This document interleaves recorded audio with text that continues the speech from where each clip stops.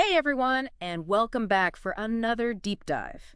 Today, we're going to be talking about the legacy of Stephen Hawking. Okay. And, we're doing this deep dive shortly after his passing, Yeah. which really, sparked a ton of tributes That did. and discussions, Yeah. articles, all sorts of stuff. Yeah. And we're going to be looking at a couple of sources today. We got some really interesting personal reactions from Hacker News. Interesting. And then we're going to kind of contrast that with the BBC obituary, Okay. which is obviously much more formal. It is. Yeah. But what we're going to be doing is we're going to try to understand what made Hawking such a unique figure, Yeah. both in the scientific community Sure. and in pop culture. Absolutely. And I think that mix of sources is really going to help with that. Exactly. And it's striking how many of the comments on Hacker News are deeply personal. Oh, yeah. It's not just about his scientific achievements, Uh-huh. but it's about the inspiration he provided. One user, for example, talked about how Hawking embodied that inner spirit of wonder. Yeah. That drive to understand the universe. And that alone motivated this user to pursue a career in science. That's amazing. And that's just one comment. There are so many more like that. That speaks to something truly remarkable about him. Yeah. He defied the odds in a way that really captured the imagination. Yeah. I mean, think about it. He was diagnosed with ALS when he's 21. Extremely young. Yeah, given 2 years to live. Right. But not only did he survive, but he thrived for another 55 years. 55. And it wasn't just passive survival. Right. He engaged with life, with science, with Wow. humor, Uh, with the public. Of everything, yeah. I came across this quote from him in the BBC obituary that really struck me. Okay. He said, and I quote, "I have lived with the prospect of an early death for the last 49 years. I'm not afraid of death, but I'm in no hurry to die. I have so much I want to do first." Wow. You can practically hear the defiance in his words, Absolutely. That defiance resonated so deeply. particularly for those facing their own challenges. It's almost impossible to separate Hawking's scientific achievements from his personal story. Yeah. But let's try to dive into those achievements a bit more. Okay. A lot of people know A Brief History of Time, Sure. but his contributions go way beyond that one book. Right. So where should we start? What would you say was his most groundbreaking work? I think his work with mathematician Sir Roger Penrose on singularities Hmm. and the Big Bang is a good place to begin. Okay. So imagine this. They essentially showed that if you rewind the universe Mm-hmm. back to its very beginning, you inevitably end up at an infinitely small, infinitely dense point, a singularity. A singularity. And this actually provided the mathematical framework for the Big Bang theory. Okay, so before this work, the Big Bang was a theory, but not necessarily one grounded in solid mathematical proof. You got it. Okay. There was a missing link between the theoretical concept of the Big Bang and a robust mathematical model that could describe it. Hawking and Penrose provided that link. They show that a singularity isn't just a theoretical possibility, but a necessary consequence of Einstein's theory of general relativity when applied to the universe as a whole. Wow. So it wasn't just confirming that the Big Bang happened, but demonstrating that it had to happen based on the way gravity works. Precisely. And that is a huge conceptual leap. Yeah. One that fundamentally changed our understanding of the universe's origins. Okay. But Hawking didn't stop there. He went on to make groundbreaking discoveries about black holes, Right. Black hole. these mysterious objects that have captivated scientists and the public alike. Yeah, most people have heard of black holes, but I think their actual nature is still shrouded in mystery for a lot of people. So what were some of Hawking's key insights into these cosmic enigmas? Well, one of his most significant discoveries was something called Hawking radiation. Hawking radiation. This is where it gets a bit mind-bending. Okay. He applied quantum mechanics, the rules that govern the very small, to these incredibly massive objects with intense gravity.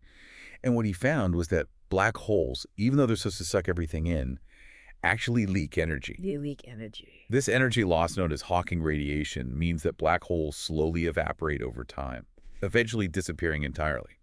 Wait, so these objects that seemed eternal, these cosmic vacuum cleaners that nothing could escape from, they actually have a finite lifespan. Yes, and that's what's so groundbreaking about Hawking's work.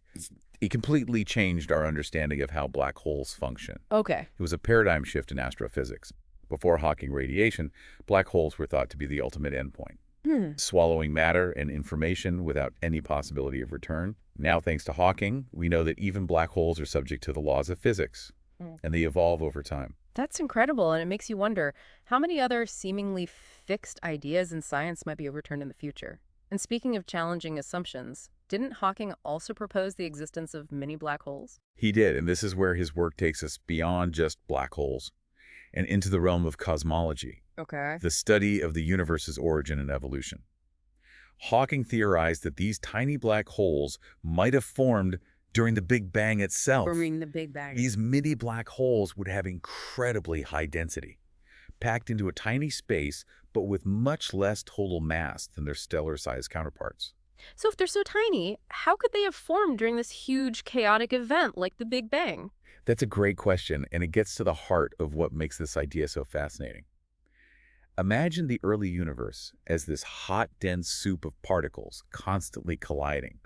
Under these extreme conditions, Hawking proposed that tiny regions could become so dense that they would collapse under their own gravity, forming these primordial mini black holes. So it's like if you took a thimbleful of the Big Bang and squeezed it even tighter, you might get a mini black hole. That's a good analogy. And here's where it gets really interesting. Okay. Hawking also predicted that these mini black holes wouldn't last forever. They'd be subject to Hawking radiation. But because they're so small, they'd evaporate much faster than larger black holes, potentially ending their lives in a spectacular burst of energy. So these mini black holes could be popping off like cosmic firecrackers throughout the early universe. It does sound like something out of a science fiction movie. Yeah. But that's the beauty of theoretical physics. It pushes the boundaries of our imagination and our understanding of the universe. And Hawking was clearly a master at that. But his impact, as we've seen from these Hacker News discussions, went far beyond just theoretical physics. He became a pop culture icon, a symbol of intellect and resilience. And that's something we'll explore further in the next part of our deep dive. Absolutely. His ability to connect with people on a personal level, to make science both understandable and awe-inspiring, that's a huge part of his enduring legacy. So we've talked about Hawking's groundbreaking work on singularities, black holes, even mini black holes. Yeah. And it's clear he was a giant in theoretical physics. Absolutely. But one thing I find fascinating is how he was able to kind of transcend that academic world. And become this pop culture icon. That's a really interesting point. And I think it speaks to something unique about Hawking. He wasn't content to just, publish papers and give lectures. Right. He wanted to share his passion for science with the world. Yeah, and he did it in a way that was both accessible and entertaining. Yeah. I mean, you think about his cameos in shows like The Simpsons? The Simpsons, Star Trek, even Red Dwarf. Oh, yeah, those were great. Those appearances were brilliant. Yeah, They weren't just silly cameos. They actually revealed a lot about Hawking's personality. right. Like, he didn't take himself too seriously. And he understood the power of humor Yeah. to connect with people. And it helped to normalize science. Absolutely. It made it seem less intimidating, Yeah, more like something that everybody could be a part of. totally. And don't forget, The Theory of Everything. Oh, yeah, the movie. That film, along with those incredible performances from Eddie Redmayne and Benedict Cumberbatch. Introduced Hawking's story and ideas to a whole new audience. And it wasn't just like a dry biopic about this brilliant scientist. Right. It explored his personal life, his relationships, his struggles, his triumphs, Yeah. It humanized him in a way that resonated with people. And in doing so, it humanized science. Yeah.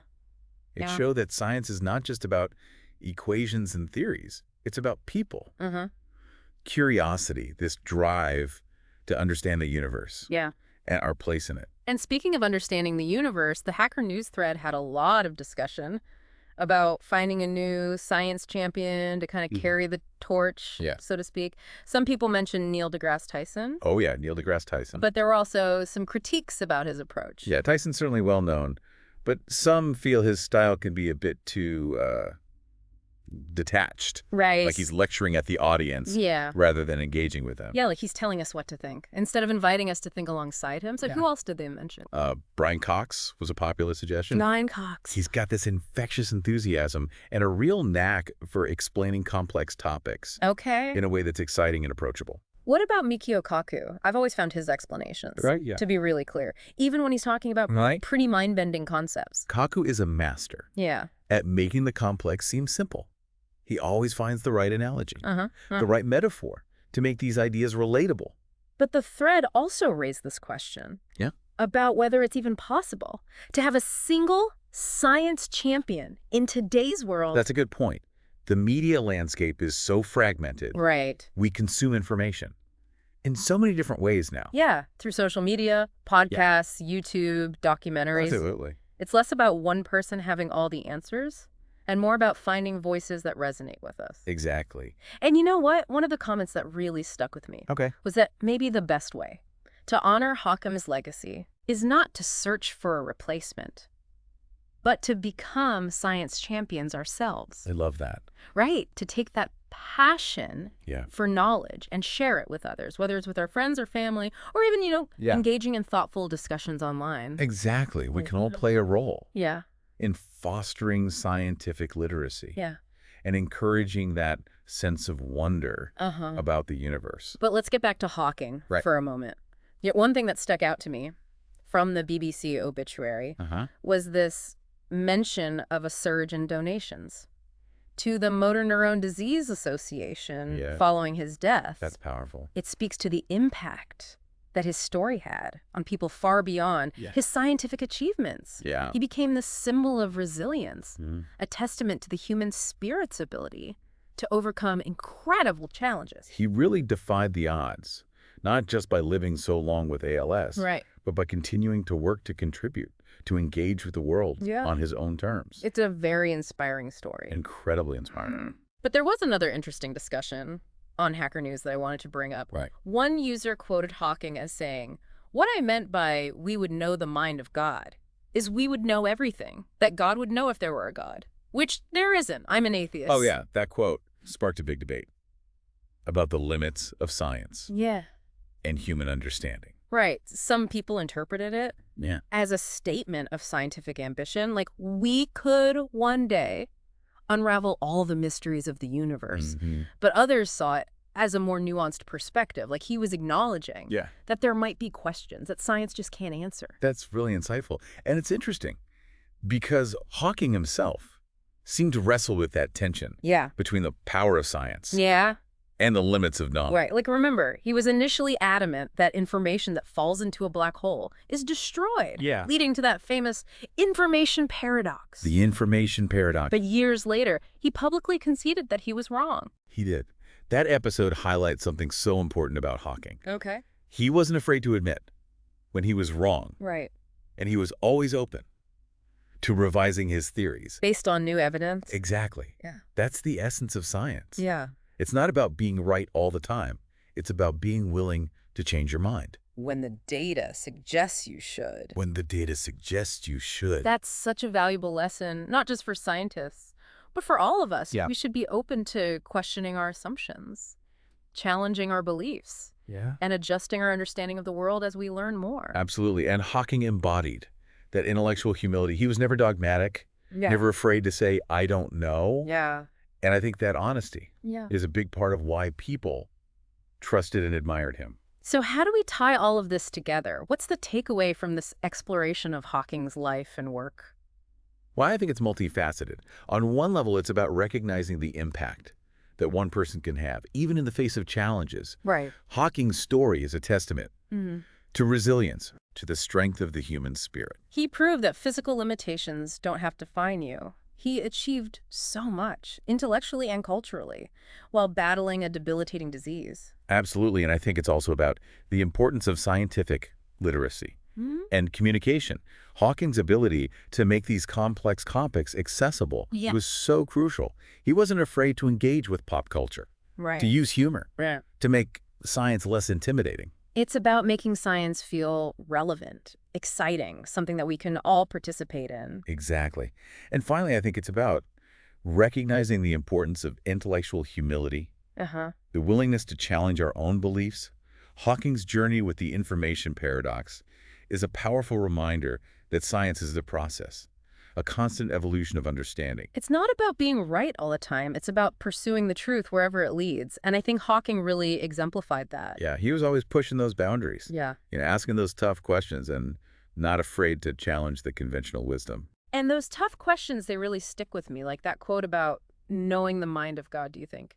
He actually believed that science could unlock all the secrets of the universe, or was it more of a metaphor about our never-ending search for understanding? I think it's a question worth thinking about. Yeah. It speaks to that very human need to make sense of this huge, mysterious universe, to find our place in it. Science is an incredibly powerful tool, but it does have its limits. So are there questions that science just can't answer questions about, like the ultimate nature of reality, the meaning of Those existence, big ones. the possibility of something beyond the material world? Those have puzzled philosophers and theologians for They centuries. have, and while science can offer insights into the physical world, it may not have all the answers to those really deep questions. Yeah. But that doesn't mean we stop asking. Right. It's that curiosity, that drive to explore the unknown that keeps us moving forward, that expands our understanding of ourselves and the world. Exactly, and that's maybe the greatest legacy of Stephen Hawking. He reminded us that even facing unimaginable adversity, the human spirit can still soar. The pursuit of knowledge, that's a journey worth taking no matter how tough it gets. He showed us the power of curiosity, the importance of questioning, the courage to challenge what we believe and the beauty of this universe we live in. Yeah, he encouraged us to look up at the stars, to wonder, to explore, and to never stop asking why. So as we wrap up this deep dive into Hawking's life and impact, what's one thought you want to leave our listeners with? I'd say embrace your curiosity. Don't be afraid to ask those big questions, even if the answers seem out of reach. Explore the world with a sense of wonder and a willingness to learn. Stephen Hawking showed us that even a life confined to a wheelchair can be a life of boundless exploration and discovery. What an incredible message. A huge thank you to our expert for guiding us through this insightful look at Stephen Hawking's legacy, and to our listeners. We encourage you to explore his work further, share your own reflections, and never stop looking up at the stars. Until next time, keep diving deep.